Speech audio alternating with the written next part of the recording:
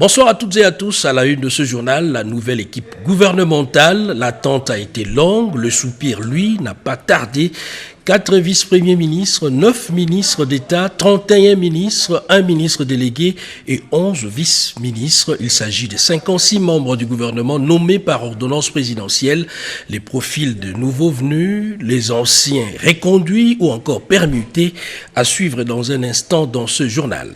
Des millions de doses pour vacciner contre la Covid-19 en Afrique. La mutualisation des efforts s'avère indispensable avec des systèmes de santé dont la plupart faibles et disproportionnés. Le chef de l'État et président en exercice de l'Union africaine, Félix-Antoine Tshisekedi, a présidé la conférence virtuelle de chefs d'État et des gouvernements de l'Union africaine. On en parle également dans ce journal. Autre détail important qui fait l'actualité, la paix dans l'est du pays. Les voix s'élèvent pour réclamer les départs de la MONUSCO. À Kinshasa, la mission onusienne prend la mesure de la demande et compte y apporter une réponse dans le sens d'accroître les efforts pour pacifier la partie est de la RDC. La représentante spéciale du secrétaire général des Nations Unies à RDC, Bintou Keïta, était avec le numéro 1 du mécanisme de suivi de l'accord cadre. Madame, Monsieur, encore une fois, bonsoir. On en parlait tout à l'heure dans le titre.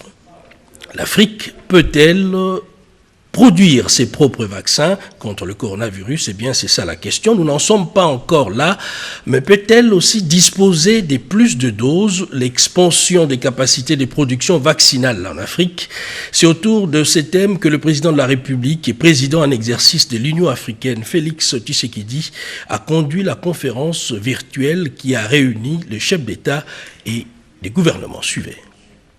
Les statistiques le démontrent.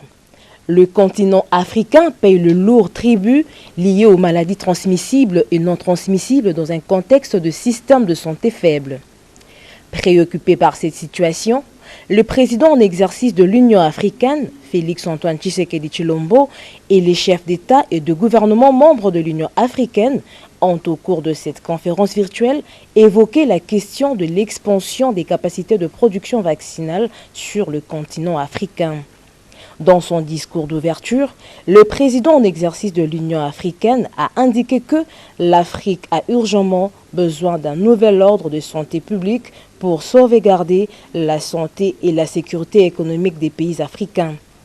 Selon les chiffres officiels, plus de 80% des vaccins utilisés à ce jour par le continent sont importés, raison pour laquelle une expansion des capacités de production vaccinale sur le continent africain est envisagée. L'initiative d'avoir au moins 5 sites de production et ou de fabrication des vaccins en Afrique pour une sécurité sanitaire sur le continent, la mobilisation des ressources avec les partenaires bilatéraux, multilatéraux et du secteur privé, le transfert de technologies sur le continent et enfin le renforcement des sites de recherche régionaux.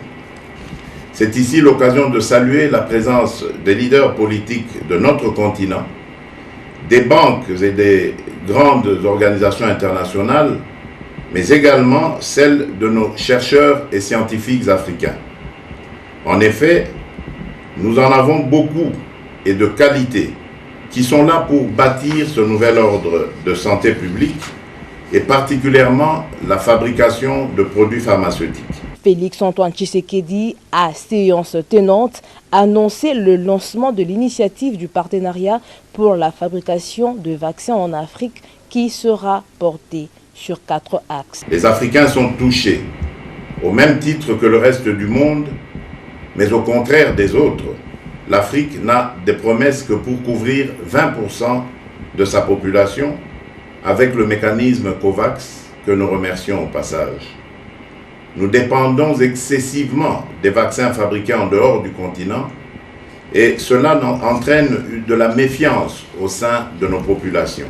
La réunion a connu la participation des hommes et femmes politiques, cadres de l'Union africaine et fabricants de produits pharmaceutiques.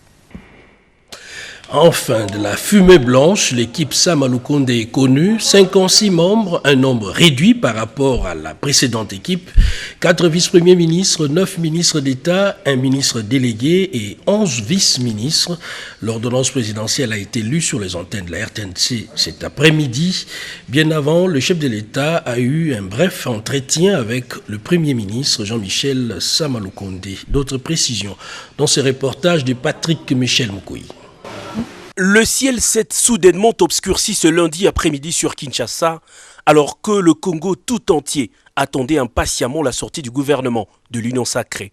Jean-Michel Sama Lukonde, Premier ministre, qui s'est présenté à la cité de l'Union africaine muni de sa farde de chemise, a présenté au chef de l'État une mouture du gouvernement que le président de la République a consulté et acté.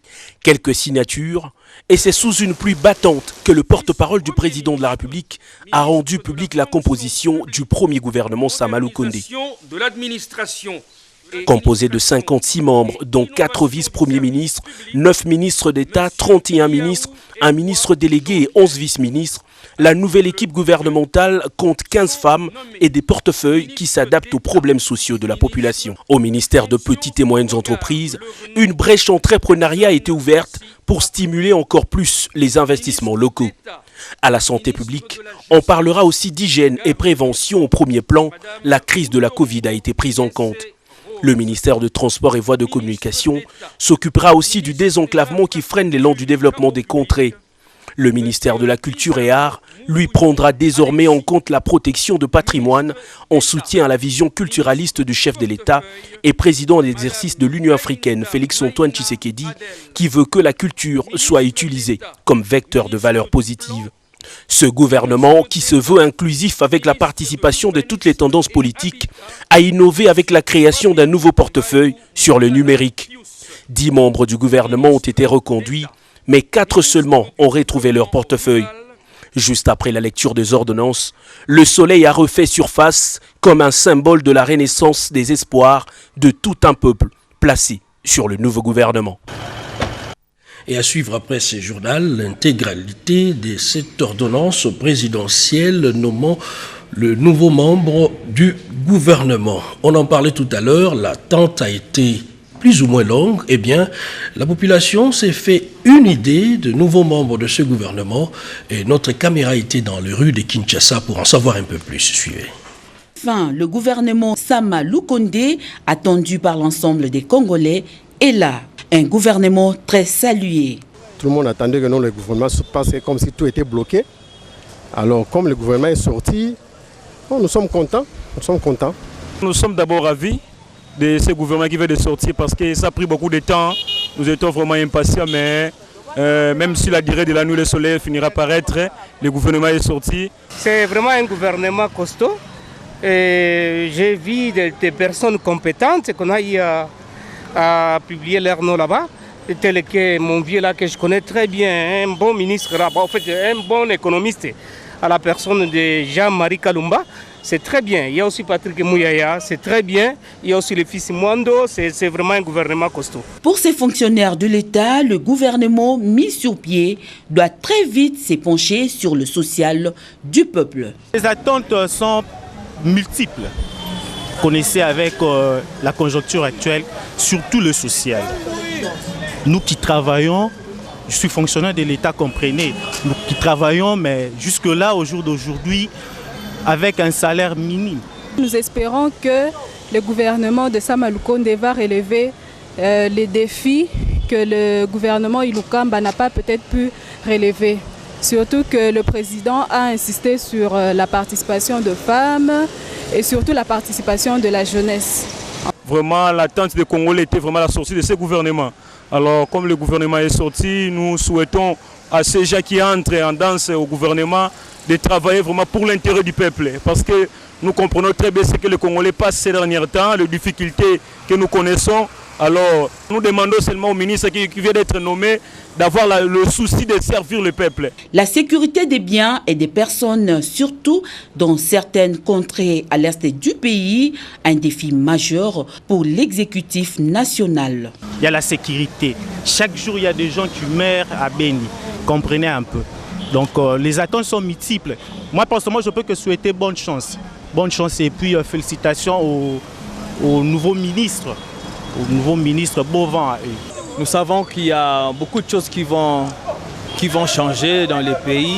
Il y a eu des projets qui devaient se réaliser, mais jusque-là, il y a toujours des attentes. Les ministères ne fonctionnent pas, il n'y a que des affaires courantes qui sont en train d'être signées. Maintenant que le gouvernement est en place, nous croyons qu'il y aura un envol. Les attentes de la population sont multiples. Tous les regards des administrés sont donc fixés sur l'actuel gouvernement pour trouver des solutions durables. Eh bien, les attentes sont d'ordre multiple. Le social, la paix dans l'Est. Juste après la publication de la nouvelle équipe gouvernementale, le Premier ministre était en face de la presse locale pour donner les grandes lignes de la mission investie. Suivez. Comme au jour de sa nomination, le 15 février 2021, à la tête du gouvernement de l'Union sacrée de la Nation, le Premier ministre Jean-Michel Sama Lukonde Kyenge a, juste après la publication de son gouvernement, tenu une conférence de presse.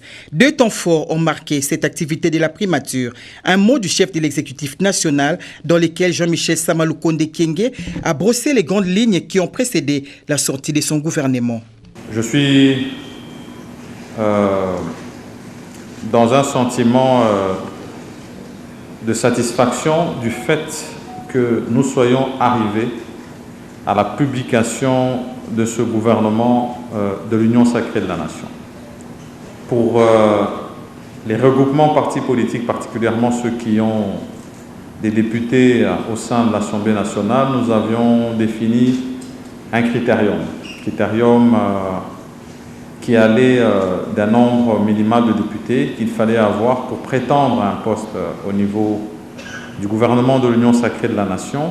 Une fois que nous avions bouclé ces échanges avec toutes ces forces, nous avons entamé une série de séances d'arbitrage avec le chef de l'État pour pouvoir finaliser le travail de la formation du gouvernement. Vous avez tous suivi la publication du gouvernement. Et je vais revenir sur les objectifs qui m'avaient été assignés en ce qui concerne la formation du gouvernement. Une taille réduite. Et aujourd'hui, la publication a permis de découvrir un gouvernement réduit d'au moins 10 ministres par rapport au gouvernement sortant. Nous avons tenu compte de la société civile, mais aussi des personnalités politiques.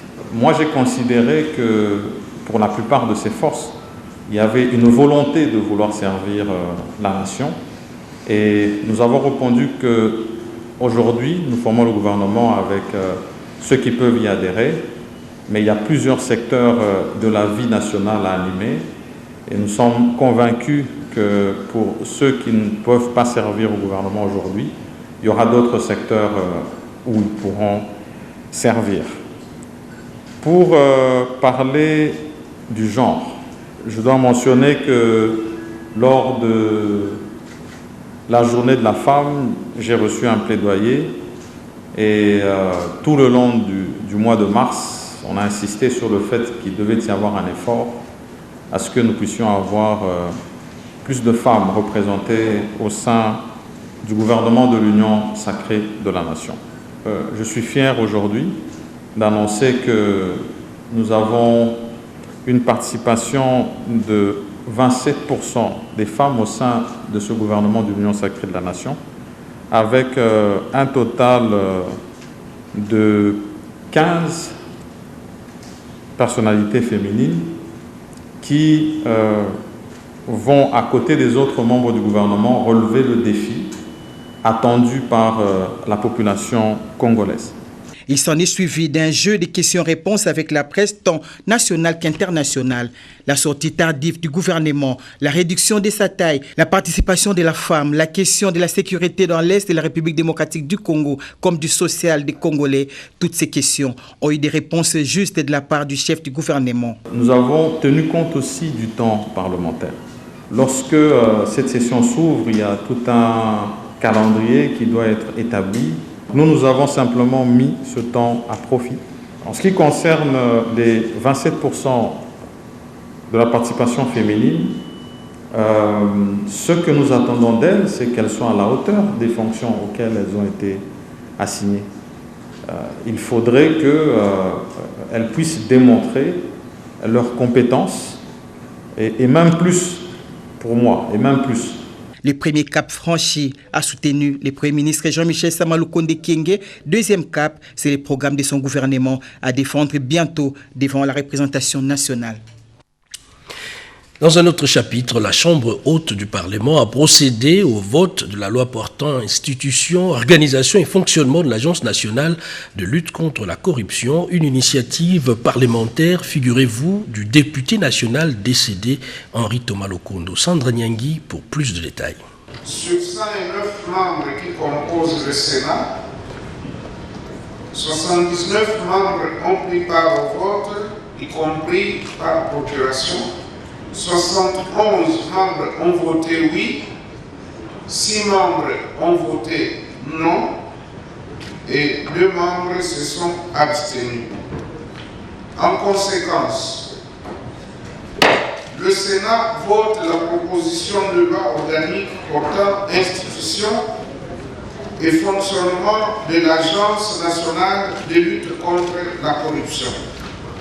Une commission paritaire, Assemblée nationale et Sénat, sera mise sur pied pour aplanir les divergences entre les deux chambres. C'est par ces mots du président que la Chambre haute du Parlement a voté en seconde lecture, article par article, cette proposition de loi moyennant amendement. Cette loi organique portant institution, organisation et fonctionnement de l'Agence nationale de lutte contre la corruption initiée par feu l'honorable Henri Thomas Lokondo, présentée par la commission PAJ du Sénat, comporte 37 articles contenus dans 7 chapitres. Elle a 2 rôles essentiels. D'une part, recueillir les plaintes et réclamations émanant des personnes physiques et morales relatives à des faits de corruption, des pratiques assimilées ou des infractions connexes. Et d'autre part, informer les institutions de l'État ainsi que l'opinion publique sur les dossiers de corruption active et passive dont elle a connaissance en vue des mesures appropriées. Au cours de la même plénière présidée par le président Modeste Bahati, 2 motions d'information ont été présentées à l'Assemblée. L'honorable Moukenti a tablé sur l'insécurité qui bat son plein au Nord Kivu, précisément à Beni, Irumu et Mambasa. Les familles sont exterminées dans les champs. La route Kassindi d'intérêt général qui relie Beni à Ouganda est la cible de groupes armés qui tuent et rançonnent nos paisibles citoyens. Son collègue John Tibasima, lui, est revenu sur la situation en Ituri qui reste à ce jour très préoccupante. À Djougou, Mahagi, Mambasa, 2 groupes armés, KDK, FRPIC, opère par la mutilation de corps, la destruction du tissu économique et social. À cette question brûlante de l'heure, le président du Sénat, Modeste Bahati, propose aux auteurs de motions d'attendre l'avènement d'un nouvel exécutif pour une solution durable. Et dans le cadre d'une mission parlementaire dans le Haut-Katanga, Michel Kanimbo, rapporteur du Sénat, était face aux élus provinciaux pour évoquer des questions du développement. Oscar Mbalkaïch. Ils arrivent l'un après l'autre. Les députés provinciaux ont répondu présents à l'invitation qui leur a été lancée par les rapporteurs du Sénat, l'honorable Michel Kanimbo. Dans ces beaux cadres de Bush Camp, nous sommes à Lubumbashi. D'entrée de jeu, l'honorable Michel Kanimbo a remercié ses hôtes pour leur disponibilité avant de circonscrire les cadres de cette rencontre. Je voudrais qu'ensemble, nous puissions fédérer nos forces et nos énergies afin de travailler pour que notre province aille de l'avant. Comment trouver les voies et moyens pour que le gouvernorat ou notre gouvernement provincial ait les moyens de sa politique pour les biens de la population et qu'avec vous, si vous avez des projets dédiés de la province et que nous pouvons soutenir à Kinshasa, vous dire que nous sommes là pour faire ce travail ensemble. Ne créons plus de barrières qui n'aient pas cet écart. Nous sommes là pour vous. Nous avons tous l'obligation des résultats. Et nous serons jugés de toute tendance par rapport aux résultats que nous allons obtenir. Émanation de l'Assemblée provinciale du Haut-Katanga, les rapporteurs du Sénat Michel Kanyimbu et ses invités ont réfléchi sur les stratégies à mettre sur pied pour le développement de cette province. L'approche utilisée ici, c'est de récolter leurs préoccupations et par la suite les soumettre à qui des droits. Les députés provinciaux se sont dit très honorés. Les difficultés de notre population qui se trouve dans l'arrière-province face à une préoccupation, une attention soutenue de nos honorables sénateurs. La route nationale numéro 5 est coupée. La province a essayé avec ses moyens propres. Ils se sont arrêtés de Kasomeno à 60 km. Donc que l'attention soit soutenue parce que les bilans que nous allons faire, vous et nous, c'est par rapport à ça. Parking à tout mon grande province ya nini à tout nana déjà Lusaka Tanzanie on n'en a pas. On peut faire quelque chose là-bas. Parking moi munene sana, ça va accompagner couloir yetu ya nini ya province du Fani. Pour immortaliser cette rencontre, une photo de famille a rendu encore belle cette journée. Personne ne voulait rater cette occasion.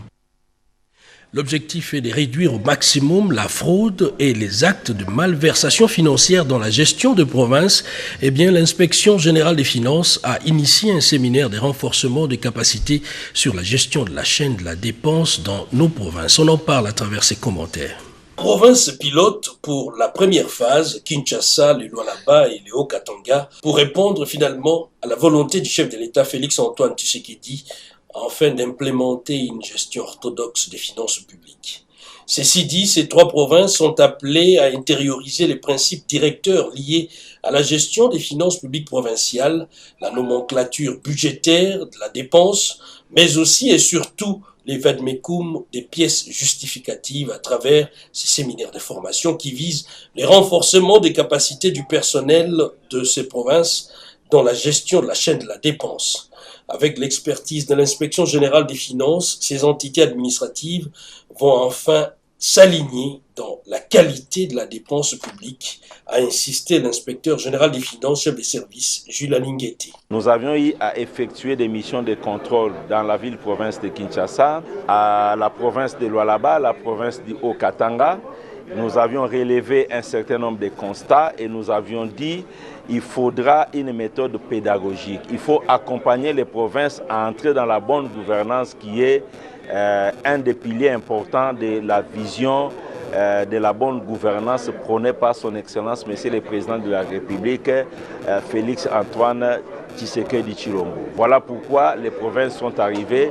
Nous sommes en train de travailler ensemble pour définir une fois pour toutes un circuit simplifié de la chaîne de la dépense qui sera en application à partir du 1er mai 2021 dans les trois provinces. Ces séminaires de formation est finalement la réponse à la volonté affichée par le chef de l'État Félix-Antoine Tshisekedi à l'issue de la conférence de gouverneurs de voir émerger un nouveau paradigme dans la gouvernance, la chaîne de la dépense, la traçabilité, la reddition de comptes, les contrôles a priori et a posteriori des dépenses au niveau des provinces. La question défraye les chroniques, déchaîne parfois les passions. Comment mettre fin au cycle de violence dans la partie est du pays? Eh bien, le mécanisme national de suivi de l'accord cadre propose des pistes de solutions à la MONUSCO qui, du reste, est devenue pratiquement la cible des attaques de la population qui réclame son départ. On en parle avec Robert Ndaïchi-Sessé. Curé à Beni Boutembo est pris au sérieux au mécanisme national de suivi de l'accord cadre d'Addis Abeba. Son coordonnateur Claudie Balanquier Colomba affirme mais sur les cœurs que le président de la République, Félix-Antoine Tshisekedi Tshilombo, est résolument engagé et scrute chaque détail pour une paix collective dans la région de Grand Lac, en sa qualité du président en exercice de l'Union africaine. Pays clé dans la région, eu égard à sa superficie quasi-continentale, son positionnement géographique au centre de l'Afrique, ses nombreuses ressources naturelles, le dynamisme et l'inventivité de ses citoyens, la RDC reste attachée à la paix et à la sécurité. Le pays de Félix Tshisekedi, dans son intégrité territoriale, est menacé par une pléthore de groupes armés locaux et surtout étrangers. Pour Claude Ibalanquier Kolomba, qui recevait la représentante du secrétaire général des Nations Unies, Bintou Keïta, il est temps qu'après des décennies de violences armées, avec leur cortège de malheurs, que la paix revienne à l'est de la République démocratique du Congo, souhait du président de la République. Pour lui, l'heure est venue de cultiver les vivre ensemble dans le respect des divergences et dans l'acceptation des limites des uns et des autres. Ce qui se passe à Béni Boutembo n'est que les résultats des frustrations, une manifestation de colère face à la MONUSCO, considérée pour les uns des complices face aux tueries au su et au vu de tous. On parlait bien sûr de la situation de Béni Boutembo.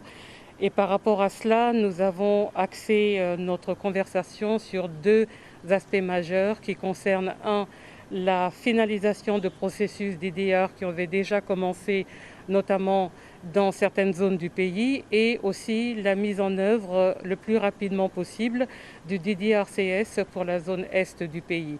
Je dois présenter ma compassion et mon empathie à toute la souffrance de la population de Béni, Boutembo et autres. À marge de la célébration du 8e anniversaire de la COCA d'Addis Abeba, des ateliers ont été organisés avec toutes les structures qui interviennent dans le processus de pacification de l'Est de la RDC pour que chacune y apporte sa contribution. La paix est une affaire de tous. Béni, le mécanisme de suivi ne vous a pas oublié. Il est certes plus difficile de faire la guerre que de bâtir la paix.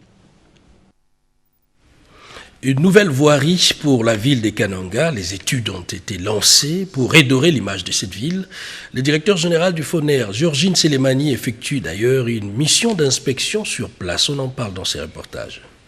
Kananga, dont la voirie urbaine est la plus touchée du Kasaï central, garde espoir au Fonds national d'entretien routier pour son salut. Georgine Selemani Toulia, son ménager d'efforts, était répartie en visite d'inspection des travaux sous fonds FONER bouclés l'année passée. Les travaux essentiellement anti-érosifs sont concluants. Le taux d'exécution est évalué à 103%. Il a fallu 3 mois et 2 jours à 373 employés temporaires, dont 42% des femmes, pour abattre ce travail à la grande satisfaction du gouverneur de province. Sincèrement, nous n'aurons pas dit assez si nous ne pouvons pas féliciter le président de la République d'abord, qui lui ne dort pas, ensuite nous félicitons FONER, nous sommes vraiment très contents, nous le disons au nom de la population. Le satisfecit du gouverneur de province ouvre le chapitre d'autres doléances. Nous avons eu 35 km, mais nous n'avons choisi que les routes urbaines les plus sensibles, les plus fréquentées.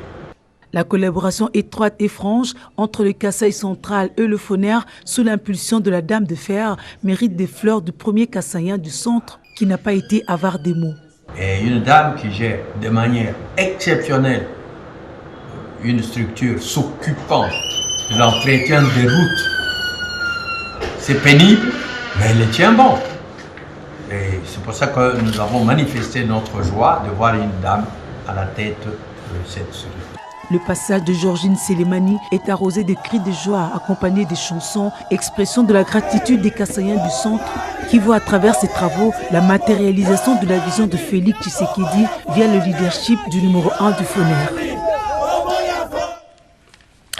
Une biodiversité qui se dégrade, le braconnage qui prend les dessus, la viande de brousse au cœur du commerce international. Des voix s'élèvent pour décourager la consommation excessive et la commercialisation de viande de brousse. Une campagne a été lancée, nous dit Getty Omatuko. La République démocratique du Congo, comme plusieurs pays d'Afrique, sont en proie au phénomène braconnage. Un phénomène qui menace la riche et unique biodiversité de la RDC. Si l'on n'y prend pas garde, nos forêts, nos parcs vont se vider des populations d'animaux sauvages. Nos rhinocéros, okapis, nos primates et pachydermes, cette grande richesse du pays est en voie d'extinction. Au regard de ces tableaux sombres, malgré des cris d'alarme, des éco-gardes des parcs et des activistes pour la protection de l'environnement et de la biodiversité, la surchasse, la déforestation ainsi que la demande de la viande de brousse ne faiblissent toujours pas. Et le braconnage ne fait que s'intensifier. Face à ce danger qui sévit la faune et la flore congolaise, le ministère en charge de l'environnement et du développement durable est appelé à décourager cette pratique. Une campagne dénommée « Célébrons la cuisine congolaise sans viande de brousse » vient d'être lancée pour inciter les habitants de grandes métropoles du pays à consommer moins de viande de brousse. Aussi, pour faire la promotion de la cuisine congolaise réputée, riche, savoureuse et variée. Cette campagne de valorisation de la gastronomie congolaise va bénéficier de l'accompagnement de la célèbre chef Godelive Mouvaro pour sa maîtrise et riche expérience en art culinaire congolais. Question d'initier la population quinoise à une bonne cuisine avec des mets soignés, onctueux, sans viande de brousse. Arrivé dans le Haut-Katanga il y a peu, le ministre de Postes, Télécommunications, Nouvelles Technologies de l'Information et de la Communication, mais aussi président de l'UDPS Kibassa, Augustin Kibassa, a échangé avec les forces vives et les fédéraux de son parti sur les questions politiques de l'heure. C'est un commentaire de Nono Mansekou. La République démocratique du Congo à l'ère du numérique. Les nouvelles technologies de l'information et de la communication doivent atteindre tous les coins et recoins de la République. Un défi que les ministres reconduits des postes, télécommunications et nouvelles technologies de l'information et de la communication est déterminé à atteindre pour un développement efficace du numérique. En séjour dans la ville qui préfère, Augustin Kibassa Maliba a mis autour de lui les membres des associations culturelles des Kasenga, des Boulouba Ibukata, ainsi que les chefs des secteurs et les chefs coutumiers pour une évaluation du secteur dans cette partie de la RDC. Je suis venu pour voir son Excellence, Monsieur le ministre, ce problème de la route. C'est pour le problème de la communication. D'une casquette à une autre, cette fois, c'est le président national de l'IDPS Kibassa qui reçoit une délégation de l'IDPS Tshisekedi de Lubumbashi. Dans l'air JBCR, un mémo sollicitant le respect de toutes les promesses faites aux Louchois. Nous avons déposé un mémo, nous avons exprimé nos mécontentements, nos sentiments, et il nous a répondu, nous sommes satisfaits de ce qu'il nous a donné comme réponse. Enfin, l'autorité morale de l'IDPS Kibassa a eu une séance de travail avec les présidents interfédéraux et les différents fédéraux de son parti présents à Lubumbashi. Le chef a été vraiment très précis et clair. Il a donné de nouvelles orientations pour le parti. Parce que le parti maintenant commence à s'agrandir. C'est un président national qui est en contact avec ses bases et qui a le souci de connaître le problème des bases. Aujourd'hui, il a donné des solutions, des pistes de solutions, et a surtout exhorté les membres à soutenir le parti et à s'engager tout en respectant l'esprit de fer fondateur qui a initialement guidé la création du parti. Sa présence ici a résolu plus d'un problème d'ordre politique et d'ordre social. De ces échanges, le président national a compris les difficultés qu'il rencontre non seulement les membres de son parti, mais aussi et surtout toute la population du Grand Katanga. Après la fête pascale, les chrétiens catholiques ont célébré la fête de la Divine Miséricorde. On en parle avec Nicole Sessep. Le deuxième dimanche de Pâques, dimanche de la Divine Miséricorde, a coïncidé avec le 5e anniversaire de la paroisse Divine Miséricorde dans la commune de Mongafula, diocèse de Kisantu. Les fidèles de cette paroisse et ceux de la chapelle Saint-François de Paul se sont retrouvés au cours d'une célébration eucharistique sous la bénédiction de Monseigneur Dominique Mbulamatari, évêque du diocèse de Bolébé dans la province de l'Équateur. Le père Clément Bosch, curé de cette paroisse, a remercié Monseigneur Dominique Mbulamatari qui, de passage à Kinshasa, a accepté de communier avec ses fidèles. Se référant au texte liturgique de la Divine Miséricorde, l'officiant du jour a, dans son homélie, exhorté les fidèles à l'amour du prochain et de demeurer toujours dans la foi chrétienne catholique. Le Christ est mort pour nous alors que nous étions encore pécheurs et Dieu l'a ressuscité par sa miséricorde pour nous les hommes. Grâce à sa résurrection, le Christ nous a rachetés de la mort et de toutes les mauvaises pratiques. En faisant cela, il veut que nous triomphions aussi de toutes les limites et participions à la victoire du Christ contre le mal qui menace tout homme. Toujours au cours de cette messe d'action de grâce, Monseigneur Dominique Mbulamatari a béni les nouveaux tabernacles pour conserver le sacrement du corps et sang du Christ, à la bénédiction des couples jubilaires de cette paroisse, mais aussi à la bénédiction des symboles de la divine miséricorde. Et c'est déjà demain le début du mois des Ramadans pour le monde musulman. un mois dédié à la paix, l'unité et la promotion du bien-être. L'annonce a été faite sur les antennes de la RTNC par les représentants légaux de la communauté islamique. En RDC, Cheikh Abdallah Mangala, suivez. Bismillahirrahmanirrahim. Chers frères et sœurs en islam, Assalamu alaikum wa rahmatullahi wa barakatuh. Que la paix de Dieu soit sur vous. Ce mardi 13 avril 2013, qui correspond au premier Ramadan 1442, débute le mois sacré de Ramadan. Comme chaque année, les musulmans du monde entier vont s'adonner au jeûne et à une intense adoration de notre Créateur. Pour la deuxième année consécutive, le mois de Ramadan arrive dans un contexte de la Covid-19 avec son lot de restrictions que nous vous demandons d'observer scrupuleusement, suivant les orientations des autorités en charge de la pandémie. Au niveau de la communauté, nous accueillons une fois de plus le Ramadan dans la désunion et la discorde. Depuis 2018, nous entretenons un conflit aussi inutile que honteux qui a sévèrement écorné l'image des musulmans et l'islam. Le mois de Ramadan, qui est par excellence un mois d'adoration, d'abandon de soi à la volonté de Dieu, un mois de générosité, ne peut s'accommoder avec un état d'esprit dominé par la rancœur, les ressentiments, la haine et le mépris de l'autre. C'est pourquoi je lance un vibrant appel à tous, hommes, femmes, jeunes et vieux, pour un sursaut dans la recherche de la paix et de la concorde. Deux conditions sine qua non pour témoigner de notre foi, pour être utiles à nous-mêmes et à notre pays. Dieu ne change la condition d'un peuple si celui-ci ne change ce qui est en lui-même, dit le Saint-Coran.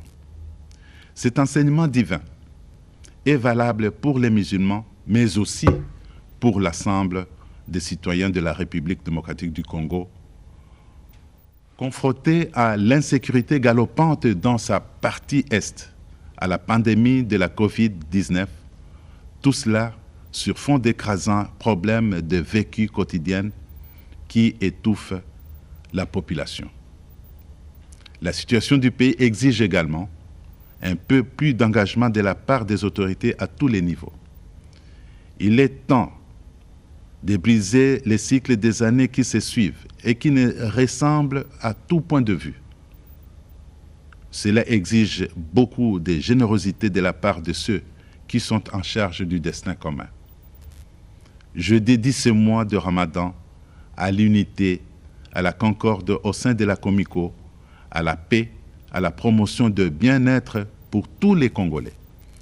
C'est pourquoi j'invite les musulmans à prier abondamment pour le pays et les autorités afin que Dieu le Tout-Puissant leur accorde la force nécessaire à la conduite de leurs charges.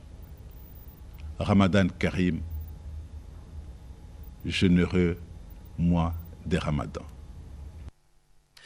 On en trouve un peu partout dans le pays, à Kinshasa et dans le Congo central. L'Institut supérieur de l'informatique, d'analyse et de programmation, ISIPA, continue de tisser sa toile scientifique. Son président, directeur général, a effectué une visite dans les installations de l'extension de l'ISIPA Matadi. Suivez. Cette tournée qui a amené la présidente directrice générale de l'Institut supérieur d'informatique, programmation et analyse, Réfine Louyeyeyala, et sa suite à l'ISIPA Matadi a eu pour objectif principal de faire le suivi des instructions académiques relatives aux enseignements supérieurs et universitaires et donner également le coup de pouce à la construction du bâtiment principal de l'ISIPA Matadi. Sur place, la présidente directrice générale de l'ISIPA et sa suite ont visité les grands bâtiments universitaires et principaux de l'ISIPA Matadi. En chantier, un bâtiment abritant auditoire, hommes des étudiants ainsi que des grandes bibliothèques. Lors de cette visite de travail, Réfine Louyeyeyala a également accordé une audience au numéro 1 de la PNC de Matadi. Question de lui apprendre l'organisation et les réalités de l'ISIPA Matadi. Nous sommes pratiquement à mi-chemin de l'année académique. Au mois de mai, début mai, nous allons débuter avec la mi-section. Et je voulais se rassurer que toutes les instructions qu'elle a données se sont appliquées fidèlement. Et en dehors de ça, vous savez que nous avons un vaste chantier ici à ISIPA Matadi. Nous sommes en train de construire un nouveau bâtiment. C'est un bâtiment qui est plus vaste que l'ancien bâtiment de ISIPA Matadi. Nous sommes plus que heureux parce que et l'État, et les autorités, et l'opinion ont compris les combats que Maman Rufi a un intérêt pour la jeunesse congolaise, la jeunesse africaine, même la jeunesse mondiale que nous refusons même. On reçoit même des Chinois qui viennent étudier ici. La présidente directrice générale de l'ISIPA, Réfine Luyeyala, a regagné Kinshasa, la capitale, avec l'esprit d'avoir accompli sa mission. C'est l'un des pionniers de l'indépendance de la RDC et l'un des tout premiers diplomates du pays. Justin-Marie Bomboko, 7 ans après sa mort, revient encore dans la mémoire collective. Une messe d'action de grâce a été dite en sa mémoire. Images et commentaires. Dans son homélie, l'orateur du jour a prêché sur l'amour du prochain, du pays et le travail bien fait, le valeur auquel incarnait Justin-Marie Bomboko, considéré comme une des icônes de la politique du pays, pour avoir participé avec Patrice Emery Lumumba à la signature de l'acte consacrant l'indépendance du Congo belge. L'occasion était propice pour ses collègues, amis et connaissances, membres de famille, de ses souvenirs de cet homme. Oui, un homme exceptionnel, une dimension internationale qui a fait connaître le pays, dont les compétences, les qualités intellectuelles et morales étaient connues de tous et appréciées de tous les Congolais. Patriarche Bomboko est une des grandes autorités traditionnelles de cet empire en Amongo. Papa Zapota la couleur, Azapota l'école, il a bien vécu. Zamba Pesaki et Boumoye, Nabola Mounaye, Nakanisi a Kofi à Mabete. La famille Bomboko plaide pour la reconnaissance et l'immortalisation par l'État congolais de cette grande figure emblématique. Et je voudrais profiter de cette occasion pour m'adresser aux autorités qui ont le pouvoir de décision, de pouvoir honorer ces pionniers de l'indépendance. Parce que nous constatons que ces grands hommes qui ont fait du Congo ce qu'il est aujourd'hui, ces grands hommes qui ont milité pour la souveraineté de notre pays, leur nom commence à partir dans les oubliettes. Lors de la cérémonie de dépôt de gerbes de fleurs agrémentées par les groupes folkloriques, le président de la Ligue nationale de Anamongo promet de pérenniser l'œuvre léguée par les patriarches Bomboko. Nous suivons ces orientations. Il a insisté sur la solidarité des enfants de Mongo, l'unité des enfants de Mongo, la cohésion des enfants de Mongo. Cette unité, comme nous sommes 33% de la population, ça va impacter à l'unité de la République démocratique du Congo. Le ministère des Affaires étrangères, pratiquement, c'est sa propriété qu'il a cédé à l'État, qu'on puisse initier des dénominations de noms de Bomboko dans ces salles. Rappelons que Justin-Marie Bomboko a assumé notamment les fonctions du ministre et commissaire général aux affaires étrangères et au commerce extérieur, Premier ministre, président du collège des commissaires, ministre de la justice, diplomate à Washington, en Belgique, aux Pays-Bas. La dernière fonction à assumer avant sa mort est celle du vice-président du Sénat en 2002. Et c'est communiqué du premier anniversaire du décès de Monseigneur Gérard Mulumba, la famille biologique du feu Monseigneur Gérard Mulumba Kalemba, évêque émérite du diocèse de Mouéka et ancien chef de la maison civile du chef de l'État, annonce à l'opinion tant nationale qu'internationale la commémoration du premier anniversaire de son décès. C'est jeudi 15 avril 2021 à Kinshasa, la capitale de la République démocratique du Congo. Sur ce, la famille tiendra en marge de cette commémoration des activités phares, notamment une messe d'action des grâces en la cathédrale Notre-Dame du Congo. C'est jeudi 15 avril 2021 à 13h. L'exposition photos et reliques de l'illustre disparu à 14h, de 14h30 à 19h à l'espace Mafraland, en face des Sofidés dans la commune de la Gombe, ainsi qu'une projection vidéo avec la dernière interview accordée par les prélats catholiques quelques temps avant sa mort.